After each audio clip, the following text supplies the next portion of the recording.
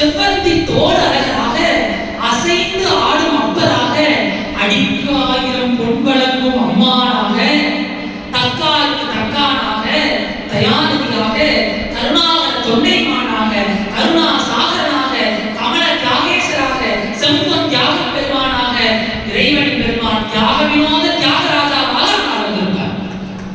அப்படி ஒரு அர்த்தமான திருமேனி. எல்லா ஊர்ல இருக்க சாமிக்கு ஒரு பேரு. இவருக்கு என்ன பேரு? தியாகராஜா. அது என்ன தியாகராஜா? அவர் நடராஜா, ஏன்னா அவர் தான் ஆடற்கலைக்கு அரசன். இவர் தியாகராஜா, ஏன்னா இவர் தான் தியாகத்துக்கு அரசன். இவர் மாதிரி தியாகம் யாரும் பண்ண முடியாது. என்ன தியாகத்தை சாமி கொடுப்பார்? நமக்காக எங்கே வந்தார்? பார்க்கடல் என்ன முதல் வந்தார். நம்ம சிரிச்சுக்கு காலடிக்குப்பா வரமாட்டேன். தேவலோகத்துக்கு போயிட்டு வந்தார். நம்ம வருவோமா? பாரிச்சாலம் இருக்கு, நம்ம இருக்கா, உலசி இருக்கா, மெனக இருக்கா, கற்பவருஷம் இருக்கு, காமதேவன் இருக்கு, இது போதும் அப்படின்னு உட்காந்துருவோம். சாமிக்கு இதெல்லாம் ஒரு பொருட்டா? என் பிள்ளைகளை பார்க்கணும்னு அத்தனையும் தியாகம் செய்து வந்த அமர்ந்த ராஜா தியாகராஜா. பேர்பட்ட பெருமான் அங்கே இருப்பதால் தான் அந்த திருக்கோயிலுக்கு அத்தனை மூர்த்தியினுடைய பெருமையை பார்க்கணும். குளத்தோட பெருமை அம்மா சொன்னாங்க, தலத்தோட பெருமை அம்மா சொன்னாங்க. மூர்த்தி, தலம், தீர்த்தம் மூன்றிலும் சிறந்த கோவில். நாவால் பாட பெற்றால் நரகதி முகாமல் நாணலம் புகுவார் அடியார் என்று பெருமையை கூறுகிறார்கள். அதனால இந்த தலத்திற்கு அடியார் பெருமக்கள் வந்து அந்த அனுபவங்களை எப்படி அனுபவித்தார்கள் என்று நம்ம அம்மா கேட்டு சொல்றாங்க. ஒரு பெரிய மழையே பொழிந்தது போல தியாகேஸ்வர பெருமான உண்மைக்கே அப்படியே கேட்கும் போதே சந்தோஷம் உள்ளத்துல முற்றெடுக்கும். அதுல இந்த தியாகேஸ்வர பெருமான் இருக்காரே, அது உண்மையிலேயே நம்மை கிளர்ந்து எழவைக்கும் ஒரு தியாகேஸ்வர் என்றுதான் சொல்ல வேண்டும். மூலாதாரத்தில் அந்த 3 7 கடலாக மாணிக்க திரளாக ஹம் சம் என்ற நடன பாதத்தோடு கூடியவராக இருக்கும் அந்த தியாகேஸ்வரை நினைந்தாலே உள்ளம் தித்திப்பு அடையக்கூடியதாக இருக்கும். அப்படிப்பட்ட தியாகேஸ்வர பெருமான் இருந்து ஆடும் இந்த தலத்திலே புற்றிடம் கொண்டாராக மூலட்ட நாதனாராக இருக்கும் இறைவன் எம்பெருமான். மூலட்ட நாதனர் என்றாலே எல்லாவற்றிற்கும் மூலமான சுயம்பு மூர்த்தமாக வந்த இறைவன் எம்பெருமான். அதாவது இன்றைக்கு காலகட்டத்துல நமக்கு ஒரு ஏதாவது இன்பம் வர வரைக்கும் யாருக்கு எந்த ஒரு பிரச்சனையும், ஒரு துன்பம் வந்துட்டோடையும் ஐயோ என்ன சாமி கும்பிட்டேன் அப்படின்னு ஒரு சலிப்பு. அதுக்காக எந்த கோயிலுக்கு போகலாம், என்ன பரிகாரம் செய்யலாம், அதுதான் இன்றைய வாழ்க்கையின் நிலையாக இருக்கு. எந்த கோயிலுக்கு போகலாம், எந்த பரிகாரம் செய்யலாம். துன்பம் வந்தது என்றால் அல்லது ஒரு பணத்தால கஷ்டம், மனதால கஷ்டம், அல்லது வழக்குகளால கஷ்டம், இப்படி எந்த ஒரு கஷ்டம் வந்தாலும் சரி, ஒரே ஊர் திருவாரூர். இது நான் சொல்லல, ஞானசம்பந்த பெருமானார் சொல்கிறார். ஞானசம்பந்த பெருமானுடைய பதிகத்திலே உங்களுக்கு துன்பம் வருதா, இங்க வாங்க, திருவாரூருக்கு வாங்க, வந்து இறைவன் எம்பெருமானுக்கு பிடித்தமானது பூக்கள், பூவாலும் நீராலும் செய்வது பூசை, அவருக்கு பிடித்த மனமிகுந்த மலர்களை கொண்டு வாருங்கள், இந்த இறைவனுடைய திருவடியிலே சமர்ப்பியுங்கள், எத்தனை துன்பம் இருந்தாலும் நீங்கும் என்பது திண்ணமாக. ஏன்னா ஞானசம்பந்த பெருமாள் வார்த்தை என்பது மாறாத சத்தியமானவர். அதை அவரே சொல்கிறார். சித்தம் தெளிவினாய் அத்தனருரை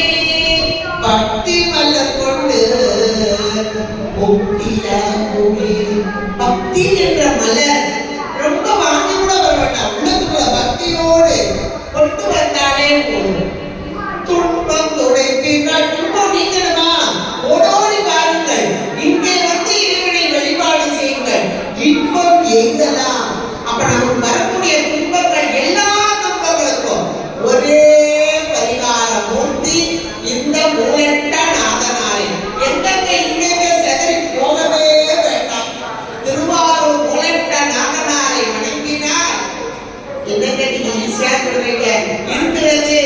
நம்ம தூத்துக்குடியில திருவாரூர் ஈஸியா பேசுறவங்க போறதுக்கு ஒரு 7-8 மணி நேரம் ஆகும் வேண்டாம். மனதால் முடியும். நம்ம பதியங்கள் கொடுத்திருக்காங்க. அந்த பதியத்தை விளக்க முன்னாடி வச்சு பாராயணம் செய்யுங்கள். போதும். சுவாமி முன்னாடி வந்து தோன்றி விடுவார். உள்ளட்ட நாதனாராக வந்து தோன்றி விடுவார். நாம் என்னப்பா எதுக்கு கூட்டப்பா, ஏதோ ஒரு பிரச்சனை, அவனுக்கு என்ன பிரச்சனை என்று நம்மிடம் கேட்கக்கூடிய ஒரு அற்புதமான இறைவன் எம்பெருமான். கருணையே வடிவான இறைவன் எம்பெருமான். எத்தனை எத்தனை எல்லாரையும் படப்படும். ஒன்றை ஒரு 2 பெண்கள் போறாங்க. போய் சாமியை கும்பிடலாம். என்ன கும்பிடலாம் அப்படின்னா இப்ப திருவிழாலாம் கும்பிட வந்து இல்லையா, அந்த ஊர் திருவிழா. அந்த ஊர் திருவிழா எப்பவுமே அவரு நிதி விநாயகரா வருவார், ஜாகேஷ் பெருமான் வெளியே வருவார். இந்த 2 பெண்களும் வர்றாங்க. அதுல தோழி பெண் ஒன்று, தலைவி ஒன்று போயிட்டு வர்றாங்க. அம்மா போயிட்டு வர்றாங்க. போயிட்டு வந்தப்பா கோயிலுக்கு போயிட்டு வரோம். போயிட்டு வரோம். வீட்டுக்கு வந்ததுக்கு அந்த தலைவி, தோழி நல்லா இருக்கா, தலைவி அப்படியே சோர்ந்து போய் இருக்கிறார். ஏன் இப்படி இருக்கிற? 2 நாளாச்சு, 3 நாளாச்சு, உடம்பெல்லாம் பசலை கூட்டு விட்டு, அதாவது ஒரு பொருளை உபயோகப்படுத்தாம இருந்தா பாசு படத்துன்னு சொல்லுவோம் ஐயா, அது போல இந்த பெண் குடிக்கல வைக்கல, ஒண்ணு ஒரு துணி கூட பார்க்கல, இருந்த இடத்திலேயே அப்படியே இருக்கிறார். தன்னை மறந்தாள், தன் நாமம் கெட்டாள். இப்ப பாக்குறா, அந்த தாய் பாக்குறா, அதுலயே செவிலித்தாய் அவ பாக்குறா. ஏன்னா நற்றாயோட செவிலித்தாய் அவதான் ரொம்ப அப்படி பக்கத்துல அக்கறையா பாக்குறா. அப்படி இருக்கிறாளே, இவட்ட கேட்டா சரியா சொல்ல மாட்டான். தோழிகிட்ட கேட்கணும். தோழிகிட்ட போய் எங்க போயிட்டு வந்தீங்க, எந்த கோயிலுக்கு போனீங்க, யாரு பார்த்தா, இவ வந்ததுல இருந்து சாப்பிடல வைக்கல அப்படியே கிடக்குறாளே என்ற மாத்திரத்திலேயே இந்த பெண் சொல்கிறார், ஆரூர் சென்றோம். அங்கே உள்ள அந்த இறைவனை, தேரிலே வரும் அந்த இறைவனை கண்டோம். இவள் தன்னை மறந்தாள், தன் நாமம் கேட்டாள் என்பதால் இது ஒரு அகத்துறை பாடலாக, நாமம் கேட்டாள் என்பதாக ஒரு அகத்துறை பாடலாக அப்பர் பெருமான் அருள் செய்திருக்கிறார் என்றால், இதனுடைய நுணுக்கம் என்ன என்றால், இவளுக்கு உரிய நாயகன் இவரே. இதோ இந்த நாயகனை கண்ட மாத்திரத்திலே தன்னை மறத்தல். இந்த தன்னை மறத்தல் என்பதை ஞானசம்பந்த பெருமானுடைய பதியத்தோட நீங்க நினைச்சு பார்த்தீங்கன்னா, சித்தம் தெளிவீர்கள் என்ற மாத்திரத்திலே, சித்தம் என்பது உயிர் அறிவு, அறிவில் இருக்கும் அறியாமை எப்பொழுது நீங்கும், தனக்குரிய நாயகனை கண்ட மாத்திரத்தில் சூரியன் கண்ட இருள் அப்படியே மறைத்து விடுவது போல, இதை இங்கே சூரியனாக 1000 கோடி சூரிய பிரகாசமாக எழுந்து வரும் மூலட்ட நாதனார். அங்கே இல்லை, இங்க எழுந்து வந்த மாத்திரத்திலே தன்னை மறத்தல். இப்படித்தான் நெறிவழிபாடு செய்தால் அந்த மூலட்ட நாதனாரை இந்த திருமந்திர நகரிலே இதோ இந்த இறைவனின் திருவுருவத்திலே நாமும் காணலாம், மகிழலாம் என்று உணர்வோடு. இப்ப யோசிச்சு பாருங்களேன், அப்பர் பெருமான் பாடுவது மட்டுமா, ஞானசம்பந்த பெருமான் பாடுவது மட்டுமா, இங்கே வாழ்ந்த அடியார்கள் எத்தனை எத்தனை பேர். நவீனந்தி அடியார் எல்லாருக்கும் தெரியும், விளக்கீடு விளக்கீடு காணாதே ஓதியோ பூம்பாவாய் என்று சொல்வார். விளக்கிட்டார் பேரு ஞான நெறி நல்குவே. யாரெல்லாம் விளக்கு போடுறீங்களோ மிகச்சிறந்த ஞானம் கிடைக்கக்கூடியதாக இருக்கும். இந்த நவீனந்தி அடிகள் என்பவர் இந்த திருவாரூருக்கு அருகே ஏமப்பேரூர் என்ற தலத்திலே வாழ்ந்த வைதீக அந்தண குடும்பத்தை சார்ந்தவர். தினந்தோறும் வருவர், ஆரூரரை கண்டு வணங்கி வழிபாடு செய்யக்கூடிய நியமத்தை கொண்டவர். அப்படி வரும்போது ஒரு நாள் வருகிறார். வந்து இந்த ஆரூரிலே அறநெறி கோவில் பிள்ளையே இருக்கு, நீங்க போனீங்கன்னா பார்க்கலாம். அந்த அறநெறி கோவில், அந்த கோவிலுக்கு வருகிறார், வழிபாடு செய்கிறார். அன்றைய நாள் ஆகா, இந்த சுவாமிக்கு கிளம்பி போட்டா நல்லா இருக்குமே பார்க்கிறார். ஆனா அந்த சாயங்காலம் ஆயிடுச்சு, 6 மணி ஆயிடுச்சு. ஊருக்கு போய் நெய் எடுத்துட்டு வரணும்னா திருப்பி. அதனால பக்கத்து வீடுகளில் யாருக்கையாவது நெய் வாங்கி இதோ இந்த விளக்கை ஏற்றுவோம் என்று பக்கத்து வீடுக்கு செல்கிறார். அந்த வீடு அமணர்கள், சமணர்கள் என்று சொல்லக்கூடிய அமணர்கள் வாழும் வீடு. அவர்கள் பரிகசிப்பார்கள், அவங்க சாமிதான் கையில நல்லா அடிக்கி வச்சிருக்காங்க, அவருக்கு எதுக்கு விளக்கு, அந்த கமலாலை போல விளக்கு தண்ணியை ஊற்றி எரிவாப்போம் அப்படின்னு ஒரு இகழ்ச்சியாக ஏளனமாக சொல்ல, இவர் மனம் பசிந்து இறைவனை நோக்கி வேண்டுகிறார். இறைவா, எம்பெருமானே, இவர்கள் இப்படி ஏளனம் செய்கிறார்களே, இவர்கள் முன்பாக இந்த விளக்கு எரிய வேண்டுமே என்று உள்ளன்போடு வேண்ட உடனே ஆசிரியர் வாக்கா. ஏனென்றால் இறைவன் எம்பெருமான் கேட்டதை கேட்டவாறு கேட்பார், கேட்டவர்க்கு அருளும் பெருமான் இறைவன் எம்பெருமான். கமலாலய குளத்தில் உள்ள நீரை எடுத்து விளக்கை ஏற்று என்று சொல்ல, சரி வாக்காக சொல்ல, அங்குள்ள நீரை எடுத்து விளக்கை ஏற்றினாராம். இரவு முழுவதும் எரிந்ததாம்.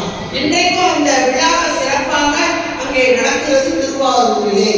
நீரினால் விளக்கு ஏற்றிய நமினந்தி அடிகள் வாழ்ந்த தலம் இந்த திருவாரூர்.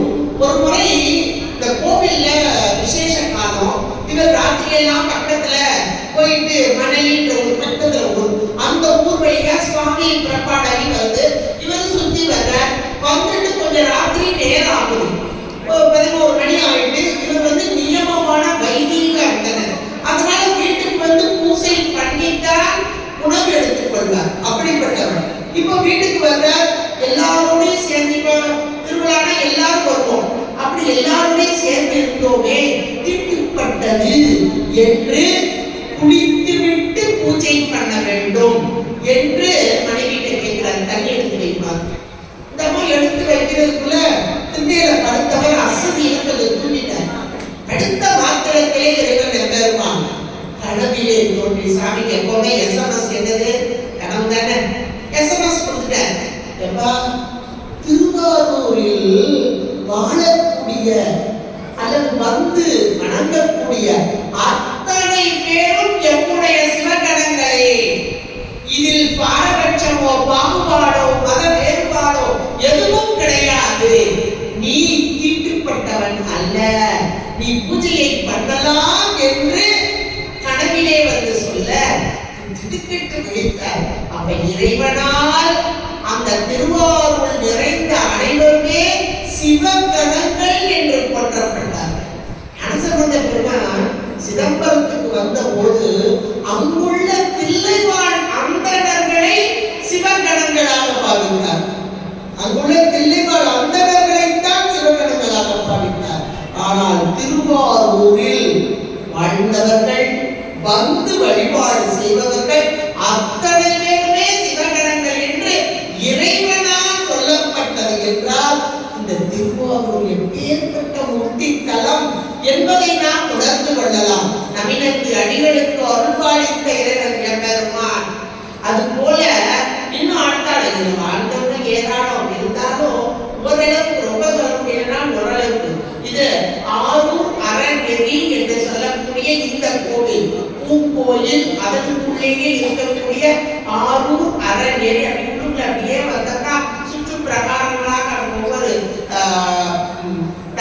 ஒவ்வொரு இறைவனையும் அப்படியே வழிபட்டு கொண்டே வந்தார். அசலேஸ்வரராக, ஆனந்தேஸ்வரராக, அரகேஸ்வரராக இப்படி வரிசையா வழிபட்டு கொண்டே சுற்று பிரகாரத்திலே வந்தார். தட்சிணாமூர்த்தி கோலமாக இருக்கும் இறைவன் எம்பெருமான் அவருக்கு முன்பாக மேற்கு நோக்கிய சன்னிதானமாக என்னுடைய கையெழுத்து வந்திருக்க. இங்க ஒன்று விட்டுட்டேன், எங்க மேற்கு பக்கம் நோக்கியதாக சித்தீஸ்வரத்துக்கு கூட விட்டுட்டேன். சித்தீஸ்வரம் என்ற அந்த இடத்திலே கமலை ஞான பிரகாசர் என்பவர் மேற்கு நோக்கிய கோயிலாகவே அமைந்துள்ளது. இந்த பக்கம் வந்து தட்சிணாமூர்த்தி கோலமாக அமைந்திருக்கிறார். இந்த இடத்துல வந்து இங்கே இருக்கிறார் கமலை ஞான பிரகாசர். ஏன்னா திருவாரூர் மண் என்பது சாதாரணமானது அல்ல. எத்தனை குருமார்களை, எத்தனை அடியவர் பெருமக்களை உருவாக்கியது என்பது எல்லாருக்குமே ஓரளவுக்கு தெரியும். அதுல இந்த சித்தீஸ்வரத்தில் இருக்கும் கமலை ஞான பிரகாசர் என்பவர் மேலான நிலையிலே, யோக நிலையிலே, இந்த தலைமை யோக நுட்பத்தில் சிறந்தது, யோக நிலையிலே இறைவனை வெளிப்பட்டுக் கொண்டிருக்கிறார். இந்த காலகட்டத்தில் தான் ஸ்ரீவல்லிபுத்தூரிலே பிறந்து வளர்ந்து இறைவனுடைய திருவருளால் மதுரையம்பதிக்கு சொக்கநாத பெருமானை வணங்க வந்த குரு ஞான சம்பந்த பெருமானார் இங்கே வருகிறார். அங்கே உள்ள அந்த பொற்றாமரை குளத்திலே பார்க்கிறார். அந்த அடியார்கள் எல்லாம் சிவபூஜை பண்ணிக்கிட்டு இருக்காங்க. ஆகா, இது போல நாமும் சிவபூஜை பண்ணும் நாள் என்னாலோ என்று சொக்கநாத பெருமானை நோக்கி வேண்டுகிறார். என்ன மூத்தவனும் இல்லையா, அதோ ஈசான மூலையிலே நம் பெட்டகத்திலே இருக்கிறோம், எடுத்துக்கொள் என்று அசரீரி வாக்கு கேட்டு வந்திருக்கும் உடல் தந்த தாய் தந்தையர், உயிருக்கு தாய் தந்தையராகிய இறைவனை கண்டுகொண்டே உங்களுடன் வர இசையே என்று கூறி அவர்களை அனுப்பிவிட்டு இங்கே பொற்றாமரை குளத்திலே நீராடி உள்ளே இருக்கும் பெட்டகத்தை கையில் எடுத்திருக்கார். கண்ணுக்கினிய பொருளாகி கையிலே நிறைந்த சொக்கநாத பெருமாள் வந்துவிட்டார். கையிலே மூர்த்தம் வந்துவிட்டது. குரு வேண்டுமே சுவாமி, இவ்வளவு பக்குவம் ஆனாலும் கூட குரு இல்லாமல் திருவை அடைய முடியாது. குரு வேண்டுமே என்று கேட்க சாமி நினைச்சா அந்த சொக்கநாத பெருமான் அங்கேயே குருவை கொடுக்கலாம். ஆனால் கொடுத்தது திருவாரூரிலே. வரும் சோமவாரத்தன்று திரு ஆரூருக்கு வா, அங்கே உனக்குரிய குரு காட்டப்படும் என்று சொல்ல இவர் திருவாரூருக்கு வருகிறார். இங்கே வந்து இந்த சித்தீஸ்வரம் என்ற இடத்திலே கோயில், அங்கே கமலை ஞானப்பிரகாசன் காத்துக் கொண்டிருக்கிறார். அவருக்கும் சாமி எஸ்எம்எஸ் கொடுத்துட்டார். இதோ நம்முடைய குழந்தை வருகிறான் முருகான சம்பந்தர், அவனுக்கு உரிய முறையிலே தீட்சையும் உபதேசமும் கொடுப்பாய் என்று சொல்ல இங்கே வந்த முருகான சம்பந்தர் கண்ட மாத்திரத்திலே இவரே நம் குரு ஏனென்றால் குருவே சிவமணர் கூறினர் நந்தி அமர்ந்திருக்கும் சிவத்தை கண்டார், மூலட்ட நாதனாரை கண்டார், கமலை ஞானப்பிரகாசராக காணவில்லை, இறைவனாகவே கண்டார். கண்ட மாத்திரத்திலே அடியற்ற வரம்போல விழுந்தார், எழுந்தார். எழுந்த போது இதற்குரிய பக்குவம் தெரிந்தது. பக்குவம் வந்தால் தான் குரு வருவார், குரு வந்தால் தான் திரு வருவார். அதை அப்படியே பெற்றார் திருஞான சம்பந்த பெருமாள். உபதேசமும் தீட்சையும் உபதேசமும் கொடுத்து ஒரு பக்குவ நிலை, மேலான நிலையை வரவழைத்தார். அதன் பின்பாகத்தான் இவரை தர்மபுர ஆதீனத்தின் முதல்வராக ஆக்கியவரும் இவரே, கமலை ஞானப்பிரகாசரே. இப்படிப்பட்ட குரு நிலையிலே சகலமாய் வந்த குரு அகலமயரும் அறிவரீத பொருள் சகலமாய் வந்தது ருந்திப்பன தாமாக தந்தது ருந்திப்பன தன்னையே தந்தது ருந்தி. தாமாக வர வேண்டும். குரு என்பது நாம தேடி போக முடியாது, தாமாக வர வேண்டும். தன்னையே, தன்னை என்றால் சிவம், சிவமாம் தன்மையை தருதல் என்பதுதான் அந்த பொருள். அப்படிப்பட்ட மேலான ஒரு தலம்தான் திரு ஆரூர் என்று சொல்லக்கூடியதான மூலட்ட நாதராக அனைத்து உயிர்களுக்கும் மூலமாக இருக்கும் இறைவன். அதான் மூலட்ட நாதர். மூலம் என்றால் உயிரின் மூலம் என்றால் உயிரை செலுத்தும் பொருள். இன்றைக்கு உயிர் இல்லை என்றால் உடல் அசையாது. உடல் அசைய வேண்டும், உயிர் அசையணும். உயிர் அசைய வேண்டும் என்றால் உள்ளிருந்து ஒரு பொருள் இயக்க வேண்டும். அந்த மூலம்தான் இந்த மூலம். அந்த மூலட்ட நாதராக இருந்து நம்ம எல்லாம் இயக்கும் இறைவன் எம்பெருமானாக இன்னும் ஏராளமாக. இப்போ நம்ம கொஞ்சம் யாகேசர் பக்கத்துல போவோம், அவரை பற்றி சில செய்திகளை கேட்போம். அதன் பின்பாக மூலட்ட நாதரோடு உறவாடுவோம். யாகேசர் பெருமானை கேட்க சந்தோஷம் தான். நம்ம தம்பி பேசுவது இன்னுமே சந்தோஷம்.